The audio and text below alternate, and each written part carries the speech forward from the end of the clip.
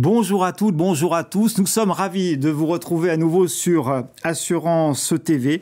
Notre sujet aujourd'hui concerne tous les assureurs, tout le secteur de l'assurance. Nous allons parler de la redynamisation de l'assurance traditionnelle. Et sur le plateau, nous avons le plaisir de recevoir Jean-François Emedy. Bonjour. Bonjour. Vous êtes directeur assurance d'Abside. Tout à fait. Et Mélanie Plonreur. Bonjour Mélanie, vous êtes Senior Manager Lead d'assurance de Kelly. Alors on va parler de la redynamisation du secteur, les entreprises de services du numérique au service des acteurs de l'assurance. Jean-François, quelques mots sur le groupe Abside. Alors Abside en quelques mots, c'est une ESN, entreprise de services numériques de 3000 collaborateurs répartis sur toute la France qui travaille sur les secteurs industriels et IT. Pour faire un petit focus sur le pôle assurance, c'est un peu plus de 300 collaborateurs et on accompagne aujourd'hui des clients, des assureurs, des mutuelles, caisses de retraite et des courtiers. Et ce qui nous guide chez Abside aujourd'hui, ce qui nous permet de rester différenciants et d'atteindre nos objectifs, se décline en 4 axes. Le premier axe, c'est la conquête de nouveaux marchés. Le deuxième axe, l'international, poursuivre notre implantation à l'international avec, il y a quelques mois, une ouverture de nouvelle agence à Montréal. Troisième axe stratégique, continuer à être un acteur important dans le digital. Et enfin, dernier acte, être une entreprise engagée, aussi bien au niveau de notre gouvernance, de l'écologie que de l'inclusion, avec, il y a un peu plus de 2 ans maintenant, la première entreprise adaptée qui a été créée au sein d'Abside, Abside EA. Parfait. Alors maintenant, pour Kelly, Mélanie. Alors Kelly, on est une centaine de personnes. On est la branche conseil du groupe Abside. Nous, on va intervenir vraiment sur toute la chaîne de valeur en transformation digitale. Donc l'objectif, c'est d'accompagner nos clients sur tous leurs projets, aussi bien du design d'expérience que de la transformation. On accompagne sur beaucoup de sujets. Donc l'objectif, c'est de redynamiser le secteur de l'assurance. Bien sûr, on va être très concret aujourd'hui. Qu'est-ce que veulent, Mélanie, les assurés, les assureurs et leurs partenaires éventuellement ? Alors, si on commence par les assurés, je pense que ce qu'ils veulent, c'est de l'instantanéité. On sait qu'ils n'aiment toujours pas trop. Tout de suite. Oui.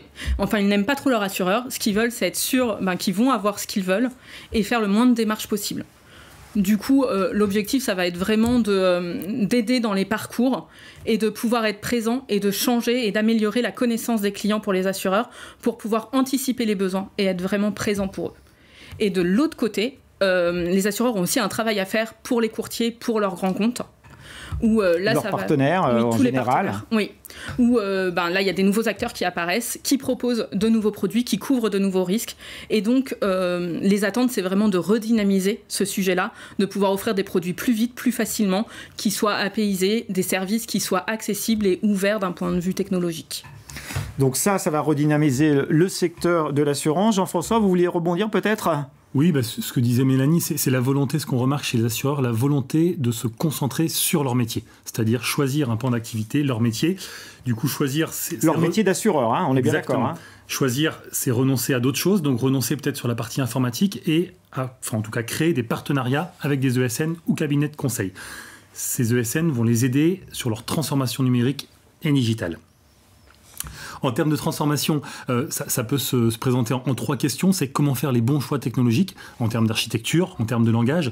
Comment sortir des programmes trop engageants, souvent des programmes qui coûtent cher en termes de coûts, d'argent. Qui sont très longs aussi, probablement. Qui sont très longs, effectivement. C'est ce qu'on appelle l'effet tunnel, c'est-à-dire des projets qui mettent des mois, voire des années à sortir et qui parfois ne voient jamais le jour. Et donc la question, c'est comment améliorer ce qu'on appelle le time to market, sortir les produits plus vite, plus rapidement. Et le rôle de partenaire, une ESN et un assureur, ça va être d'accompagner nos clients, leur proposer des solutions innovantes et les faire évoluer vers des nouvelles façons de gérer les projets. Avec un accent particulier, pour les assureurs, c'est la création de valeur ajoutée au profit de leurs clients. Ou de leurs partenaires. Et pour ça, vous avez des méthodes, je suppose, Des méthodes, oui. Des méthodes, c'est ça, des méthodes un peu techniques ou Oui, tout à fait. Enfin, on peut les accompagner sur pas mal de choses, sur les transitions numériques, digitales, comme je disais, on y reviendra peut-être un petit peu plus tard. Mais effectivement, les aider à faire les bons choix en termes de technologie, en termes d'architecture, en termes d'apaisation, toutes ces choses-là. Alors, vous êtes des entreprises, des ESN, hein, comme vous dites. Hein, vous accompagnez les assureurs. Comment ça se passe concrètement, Mélanie ? Alors déjà, sur l'expérience client, nous, ce qu'on fait, c'est qu'on va les aider à se mettre dans les chaussures de leurs clients. Moi, je fais beaucoup beaucoup d'ateliers pour les aider à rentrer là-dedans et pour revoir les parcours clients. Notre objectif, ça va être de les fluidifier, de digitaliser les parcours, parce qu'en fait, les assureurs sont quand même encore assez en retard sur tout ce qui est autonomisation, et ça répond vraiment aux besoins d'instantanéité, parce que ça permet de rendre les parcours accessibles 24 heures sur 24. Et pour ça, ça va être vraiment devoir repenser l'expérience client et ensuite adapter les process, pas l'inverse, parce qu'en fait, ce qu'on voit souvent, c'est qu'on impose aux clients les process d'assurance. Donc nous, on essaye de changer ce prisme et de commencer par l'expérience client. Et là-dessus, pour le faire, on va s'appuyer sur des techniques telles que mettre en place un CRM qui permettent d'avoir cette vision à 360 dont je parlais tout à l'heure, ou des nouveaux process de BPMN qui permettent justement de redonner au métier de la technologie, de sortir de cette dépendance à la technologie et d'aller plus vite dans les changements et de s'adapter plus vite aux usages et aux besoins des clients. Alors, les process BPMN, c'est tout ce qui est de la modélisation de process, et du coup, ça permet d'aller automatiquement vers de la mise en place de process. D'accord. Les bons choix technologiques, je suppose, sont majeurs peut-être dans les arbitrages des compagnies d'assurance, enfin des acteurs du secteur. Tout à fait. C'est un enjeu majeur parce que ça permet de dégager des avantages concurrentiels pour les assureurs. Et donc, ce rôle de partenariat va être de les accompagner, justement, ce que je disais un petit peu avant, dans ces transitions technologiques. On entend souvent parler de désendettement technique. Problème de désendettement technique, c'est quoi ? C'est des applications, des produits qui sont un petit peu vieillissants, avec des technologies obsolètes, une difficulté de maintenance générationnellement, au niveau de génération, tu as différentes générations de codeurs, de développeurs, d'analystes, d'architectes, beaucoup de choses qui se sont empilées et avec une difficulté justement de maintenir ça, donc autant au niveau technologie, puisque les technologies ont beaucoup évolué depuis 10 ans, et aussi en termes de sachants ou d'experts, parce qu'on a du mal à trouver les experts sur des anciens langages d'il y a 10 ans. Donc l'objectif de ces transformations, ça va être améliorer la maintenabilité, améliorer la fluidité, les temps de réponse, et ce que disait Mélanie tout à l'heure, c'est aussi améliorer le parcours utilisateur, l'expérience utilisateur, comment gagner en ergonomie au niveau de ces applications. Peut-être 2 exemples concrets de ce qu'on a pu réaliser. Volontiers. Abside. Le premier, c'est la refonte d'une application de gestion de sinistres, IRD. L'objectif était d'avoir donc un rôle de conseiller au niveau de l'architecture, au niveau des bons choix technologiques. Donc, pourquoi ce conseil-là ? Les assureurs on se conseille grâce à l'expertise, l'expérience d'un cabinet de conseil ou l'expérience d'une ESN, puisque c'est des projets souvent similaires qu'on a pu réaliser chez d'autres clients. Et on apporte un conseil dans sa globalité au niveau non seulement des transitions technologiques, mais aussi du cloud, de l'infrastructure et de l'APIsation. Ce qu'on appelle l'APIsation, c'est la construction de briques, c'est des moyens de communication entre différents services. Ça, c'était pour la refonte IARD. On a également fait une refonte d'un site institutionnel. On a beaucoup de demandes. Donc là, que de la techno-web, en fait. Tout à fait. Là, c'était la refonte complète du site d'un assureur. L'objectif était de proposer des solutions innovantes et évolutives, aussi bien pour le métier que pour le marketing. Le but, c'est redonner la main au métier. Au niveau de ce site. Donc il y a un aspect technologique, comme vous le disiez, avec effectivement des conformités, standards du marché, de la fiabilité, de la rapidité, de la sécurité. Et souvent, ce qui nous est demandé, c'est de pouvoir avoir des choses facilement personnalisables, non seulement par les équipes du marketing, mais aussi les équipes communication. Donc on a bien vu l'objectif pour redynamiser tout ça. Est-ce que sur la façon de gérer les projets, Mélanie, il y a des nouveautés ou pas ?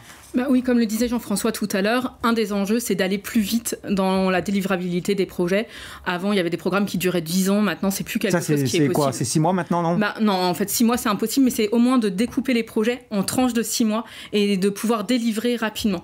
Donc pour ça, il y a un peu 2 solutions. C'est soit de s'appuyer sur des méthodes telles que de la gestion de programme, par exemple MSP, SAFE, où là, par exemple, nous avons accompagné une société qui devait changer de CRM et vraiment, on a mis en place toute la méthode pour pouvoir leader le projet avec des bénéfices et pouvoir toujours voir les intérêts des clients et livrer rapidement chaque brique une à une, avoir des évolutions rapides et ne pas attendre la fin du programme pour avoir les résultats. Donc c'est un modèle de construction progressive, en fait, mais avec des livrables bien rythmés, en fait. Oui, c'est bien ça l'idée ? Oui. Avec de la co-construction avec votre partenaire, je suppose ? Alors oui, on est toujours en co-construction avec eux. L'idée, c'est de les accompagner, pas de faire pour eux. Et la seconde chose qui peut permettre aussi d'accélérer, c'est les co-créations avec des startups. Et notamment, là, par exemple, ça va être d'organiser des sourcings de startups avec par exemple, pour un assureur, on a lancé un challenge d'open innovation. où on avait à peu près 300 startups qui ont répondu. Ça a permis d'identifier des nouvelles technos qui pouvaient être mises sur le marché et donc d'avoir des projets qui étaient faits en 12 mois avec très innovants et qui leur permettent de prendre de l'avance sur le sujet. Qui étaient réalisés en 12 mois. Hein. Effectivement, on avait prêt sur le marché. Prêt sur le marché. Jean-François, est-ce que vous avez quelques mots pour conclure ce plateau sur la transformation du secteur de l'assurance et l'apport que des entreprises comme les vôtres peuvent délivrer au secteur ? Alors oui, pour conclure rapidement, il faut le voir que ce partenariat entre l'ESN et l'assureur, un partenariat gagnant-gagnant. Gagnant d'une part pour les assureurs puisqu'ils bénéficient du rôle de conseil, du cabinet de conseil ou ESN, on leur apporte notre expertise et aussi notre expérience, tout ce qu'on a pu voir ailleurs, souvent sur des projets similaires chez d'autres clients. Et enfin, un partenariat gagnant côté ESN puisque ça nous permet de proposer des missions riches, stratégiques, passionnantes, variées à nos collaborateurs. Et c'est aujourd'hui une des problématiques, ça pourrait faire l'objet d'un autre débat, mais ce qu'on appelle la guerre des talents chez nous, c'est comment attirer les talents, comment attirer les nouveaux talents chez vous, et grâce à ces missions-là, on peut attirer de nouveaux talents dans nos cabinets de conseil. Mélanie, merci. Jean-François, merci de votre présence sur ce plateau. Merci. Ça est très clair. On se retrouve très bientôt sur Assurance TV.